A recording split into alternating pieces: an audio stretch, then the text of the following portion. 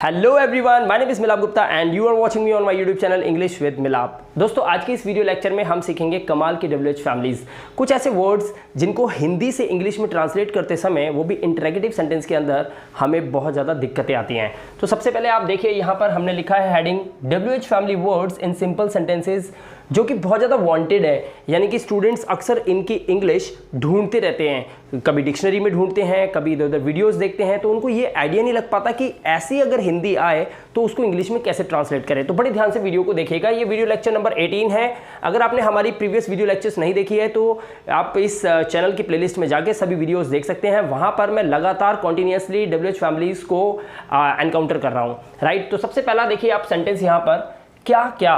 अगर ऐसे सेंटेंस हो जिसमें क्या क्या आए तो उसकी इंग्लिश क्या लगती है? उसकी इंग्लिश होती है व्हाट ऑल। सेंटेंस देखते हैं, उसके पास क्या क्या है। तो इसमें ऐसा तो नहीं है ना कि हम बोलेंगे व्हाट, ऐसा नहीं बोलते, तो हम बोलेंगे व्हाट ऑल, उसके पास क्या क्या है।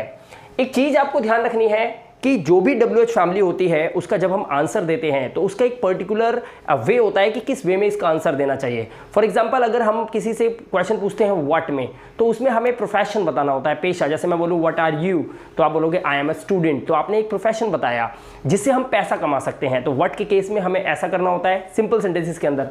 तो उसी तरह से यहाँ पर क्या क्या अगर आपको बताना है तो आप लिविंग थिंग या नॉन लिविंग थिंग दोनों के बारे में बात कर सकते हैं। चलिए इसका सेंटेंस बना के देखते हैं। उसके पास क्या क्या है, यानी कि पास है, यानी कि प्रेजेंट टेंस की कैटेगरी 2 का सेंटेंस है जिसमें हम हैज, हैव या डू, डज का यूज करते हैं। तो कैसे सेंटेंस बनेगा देखते हैं जरा। यहाँ पर उसके पास क्या क्या है, तो हम सबसे पहले बोलेंगे व्हाट ऑल। क्या बोलेंगे? What all. उसके बाद उसके मतलब वह, वो लड़का, व्हाट ऑल, तो हम यहाँ पे यूज करेंगे does he have. What all does he have, उसके पास क्या क्या है। इस तरह से आप इस सेंटेंस को क्रिएट कर सकते हैं। नेक्स्ट देखिए, नेक्स्ट है कब कब। जैसे हम बोलते हैं ना, वह कब कब दिल्ली आता है, वह कितनी बार दिल्ली आता है। तो ऐसे सेंटेंसेस को बनाने के लिए आप यूज करेंगे हाउ ऑफन। इसको आप कितनी बार या कई बार भी यूज कर सकते हैं। तो कब कब के लिए आप यूज करें हाउ ऑफन। कैसे सेंटेंस बनेगा? वह कब कब दिल्ली आता है। जब आप इसका आंसर करेंगे तो यहां पर इसकी पहचान है, आपको टाइम पीरियड पूछा जा रहा है, आपको टाइम पीरियड में आंसर देना है। वह कब कब दिल्ली आता है, ता है, ती है, ते हैं, प्रेजेंट इंडेफिनिट टेंस का कैटेगरी 1 का सेंटेंस है। सेंटेंस कैसे बनेगा? वह कब कब दिल्ली आता है। एक इंटरेगेटिव सेंटेंस जिसमें हम सवाल पूछते हैं, तो सबसे पहले WH फैमिली कब कब, तो हम लिखेंगे हाउ ऑफन। हम यहाँ पे लिखेंगे हाउ ऑफन, कब कब दिल्ली आता है। तो जब हमारा इंटरेगेटिव सेंटेंस होता है तो इसमें हम एक हेल्पिंग वर्ब यूज करते हैं डज का, डू या डज का। तो यहां पर वह की बात हो रही है, कोई लड़का है, तो how often does he.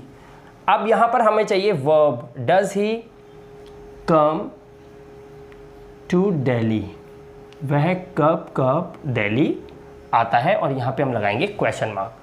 How often does he come to Delhi, वह कब कब दिल्ली आता है।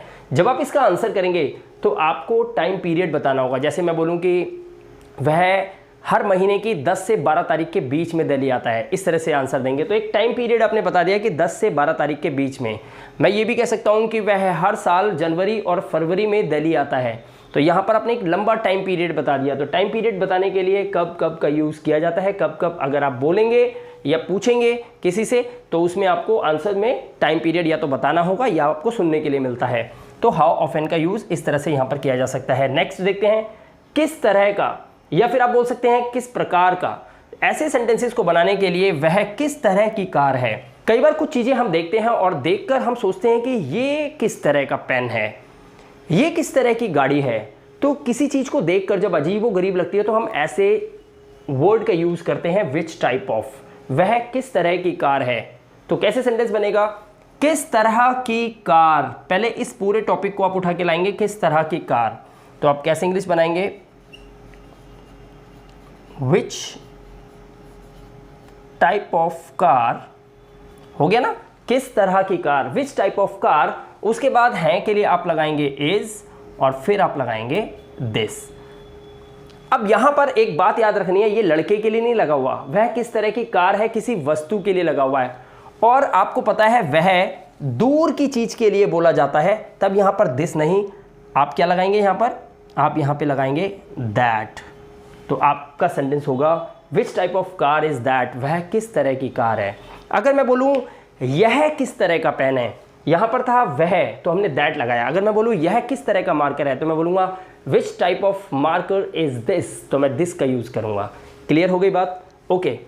इस क्वेश्चन का जब आप आंसर करेंगे तो पहचान होगी, आप किसी चीज का प्रकार बताओगे या फिर साइज बताओगे। प्रकार जैसे मैं बोलूं कि ये बहुत अच्छी कार है, बहुत, ये किस तरह की कार है, भाई ये बहुत ही ज़्यादा डेवलप्ड कार है, यानी कि टेक्नोलॉजी से लैस कार है। हम बोलें ये किस तरह का मार्कर है, अरे ये बहुत ही शानदार मार्कर है।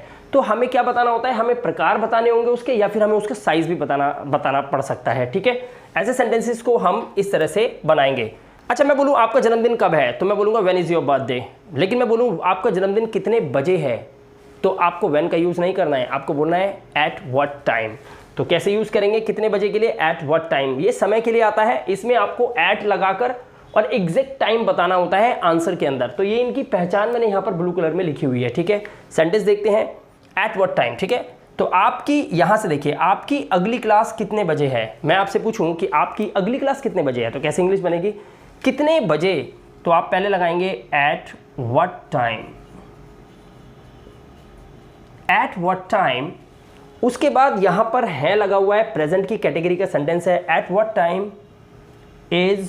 अब यहां से देखिए पहले बोलेंगे आपकी योर, अगली के लिए हम लगाते हैं नेक्स्ट, योर नेक्स्ट, और क्लास यहां पर आप ऐसे लिख सकते हो question mark. At what time is your next class, आपकी अगली क्लास या कक्षा कितने बजे है। दोस्तों आपने देखा किस तरह से हमने WH फैमिली क्या क्या, कब कब, या कितनी बार, किस तरह का, या कितने बजे, इनका यूज बहुत इजीली करके सेंटेंस में फ्रेम कर दिया। इनके आंसर आपको देने हो तो आप इस तरह से आंसर दे सकते हैं। क्या क्या के केस में आपको लिविंग थिंग या नॉन लिविंग थिंग दोनों के बारे में आप बता सकते हैं। अगर आपसे कब कब पूछा जाए तो उसकी पहचान है, आपसे टाइम पीरियड के बारे में बात की जा रही है। अगर कोई आपसे किस तरह का यूज करके, विच टाइप ऑफ यूज करे, तो आप प्रकार या साइज बता सकते हैं।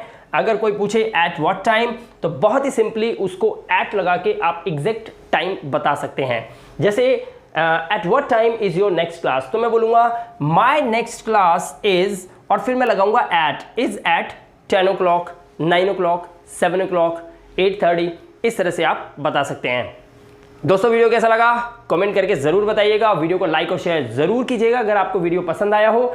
मैं बहुत जल्द लौटूंगा अपनी अगली वीडियो के साथ, तब तक के लिए अपना ध्यान रखिए, सुरक्षित रहिए। Thank you very much and have a good day.